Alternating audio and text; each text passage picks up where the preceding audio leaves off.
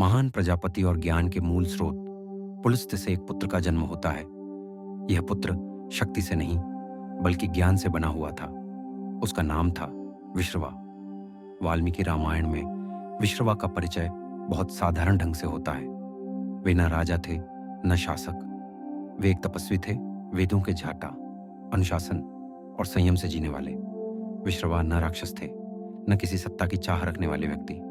उन्हें न विजय चाहिए थी, न नाम यश, न वंश की प्रसिद्धि। वे राजनीति और राजकाज से दूर रहते थे। उनका जीवन अध्ययन और भीतर की शांति पर टिका था। उनका ज्ञान इतना गहरा था कि देवता भी उनका सम्मान करते थे। डर के कारण नहीं, बल्कि इसलिए क्योंकि वे अपने ऊपर नियंत्रण रखते थे। विश्रवा उस ज्ञान का प्रतीक थे जिसमें सत्ता की भूख नहीं होती, ऐसी बुद्धि जो शासन करना नहीं चाहती, ऐसा विश्वास जो ब्रह्मांड की व्यवस्था को मानता है पर उसे अपने वश में करने की इच्छा नहीं रखता। लेकिन रामायण यहां एक बात साफ कहती है, ज्ञान होने से परिणाम खत्म नहीं हो जाते। जब कैकेसी विश्रवा के पास आती है तो वे आंख बंद करके निर्णय नहीं लेते।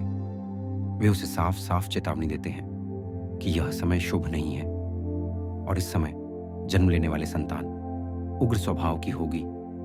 यहां कोई अज्ञान नहीं था, कोई धोखा नहीं था, कोई दुर्घटना नहीं थी। कैकेसी की सेवा से प्रसन्न होकर विश्रवा फिर भी उसे वरदान देते हैं। ग्रंथ यहां एक सच्चाई बताता है, ज्ञान रास्ता दिखा सकता है लेकिन इच्छा को मिटा नहीं सकता। बुद्धि मार्गदर्शन कर सकती है लेकिन चुनाव को खत्म नहीं कर सकती।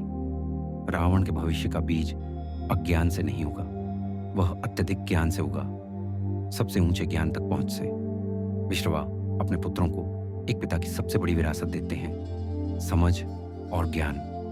अब उस ज्ञान का उपयोग कैसे करना है, धर्म के लिए या इच्छाओं के लिए, यह निर्णय उनके पुत्रों का था। रामायण विश्रवा को उसी स्थिति में छोड़ देती है, निर्मल, स्पष्ट, जवाबदेह, पर दोषी नहीं। एक ऐसे पिता के रूप में जिन्होंने धर्म का मार्ग दिखाया लेकिन उस मार्ग पर अपने पुत्रों की ओर से चल नहीं सकते थे। जब चुनाव सामने आता है तो आर्ष वन में ही रह जाता है, वहीं जहां ज्ञान समाप्त होता है और भाग्य शुरू होता है।